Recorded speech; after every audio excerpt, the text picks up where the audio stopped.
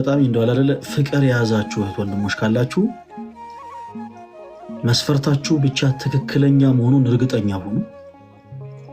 መስፈርታችሁ ትክክለኛ መሆኑን ብቻ እርግጠኛ ሁኑ። ከዛ በኋላ እመኑኝ ፈቃደ እግዚአብሔርን አስቀድማችሁ ተራመዱ። ጸሎት አድርጉበት እግዚአብሔር ፈቃዱ እንዲሆን አይደለ። እንደው ብርጣሉ ከምትባል ሴት ጋር የፍቅር ህይወት ውስጥ መግባት የፈለክ ወንድሜ ዝም ብለህ ጸጉርን አታበጥር። በቃ አንዳንዴም እንደው ማበጠሪያም ይጣመማል። ዝም ብለህ ጸጉርን አታበጥር። አንዳንዴም ቤተክርስቲያን ሄድ እያልክ እንደው ጸሎት አድርግ አይደል። እንደው ጌታ ሆይ እንደው ይህች ሴት የኔ ትሆን ዘንድ እንደው ፈቃድ ይሁን ብለህ ጸሎት አድርግ። ኦኬ። ልክ አንተ የራስህ እንደምትሞክር ሁሉ ደግሞ በተመሳሳይ እግዚአብሔርም ደግሞ እንዲጨመርበት ጸሎት አድርግ።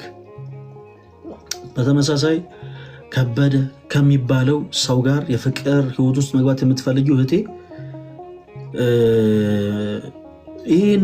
ይህንን ጄል ዝም ብለሽ ከምትቀቢው፣ አንዳንዴ የአንዳንድ እህቶች ጸጉር ጂሰስ ጭራሽ ነው ማይነሳው። ጭራሽ እንዲህ በህብረት እንዲህ ማይነሳ። ዝም ብላችሁ በቃ የሆነ እንትን ገንዘብ አታባክኑ። እውነቴን ነው። ወንድ ልጅ የሆነ መቀመጫዬ እንትን ሲሆን ነው የሚወደኝ፣ ወይ ደግሞ ጸጉሬን ቆይ ሂውማኔል ላደርገው፣ ቆይ ሜካፔ ደግሞ ምንድን ነው የሚባለው ሌላ አረ ፋውንዴሽን ነው የሚባል ነገር ሰማሁ መሰለኝ። እና እንደዚህ አይነት ነገር ሲሆን ነው ወንድ ልጅ ለኔ ልዩ ትኩረት የሚሰጠኝ፣ ለኔ ልዩ ቦታ የሚኖረው። ፕሊስ አትበሉ። በመጀመሪያ ጸሎት አድርጉ።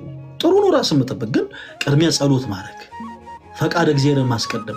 እግዚአብሔር የቀደመበት ነገር እመኑኝ ሁልጊዜ ይድል ነው። ሁልጊዜ ይድል ነው። እግዚአብሔር እንዲቀድም ማድረግ። ይህም በበላችሁ ትግል ውስጥ አትግቡ።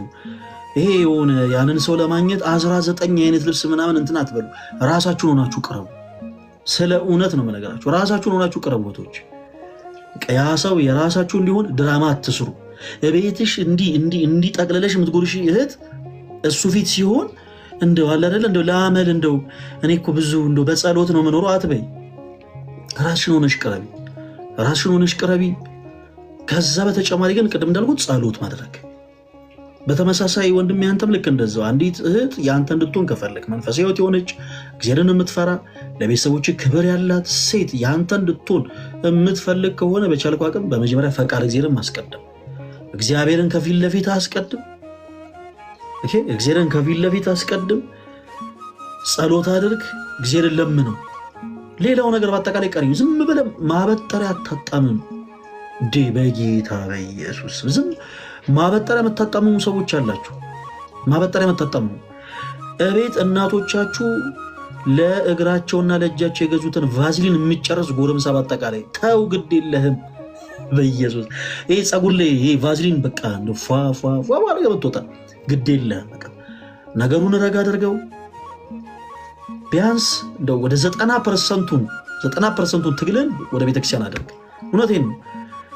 ቤተክርስቲያን በሄድክ ቁጥር ቤት ለጸሎት በቆምክ ቁጥር ሁልጊዜ በጸሎት አስባት።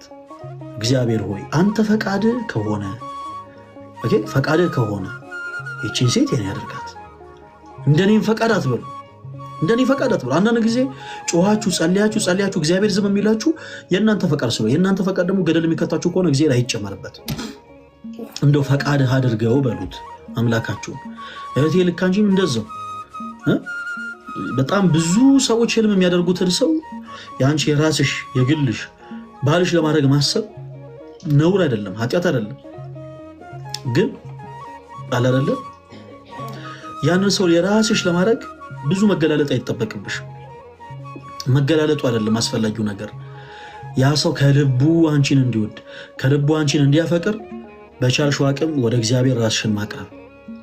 ሲጀመር የድሮ እኮ ትዳር እኮ እንደዛ እኮ ነው። በጣም ይገርማቸዋል። ድሮ የኛ አያቶች ቅድመ አያቶች ትዳራቸው ሳይፈርስ ምንም በቃ ልጆቻቸው ሳይበትኑ ዛሬ ድረስ እኛን ያደረሱት በነገራችን ላይ ፈቃድ እግዚአብሔርን አስቀድመው። ፈቃድ እግዚአብሔርን ብዙ መጽሐፍ ቅዱስ ገልጠው አንብበው ባያውቁ እንኳን ልክ እንዴት ነው በልቦናቸው እግዚአብሔርን የሚፈሩ እናት አባቶቻችን ስለሆኑ አያት ቅድመ አያቶቻችን ስለሆኑ በእውነት አለ አይደለ ሁሉን ነገር ለእግዚአብሔር አሳልፈው እየሰጡ ነው የሚኖሩት። እና በተቻለ አቅም ሰፊውን ጊዜ ለእግዚአብሔር መስጠት መልካም ነው። ሰፊውን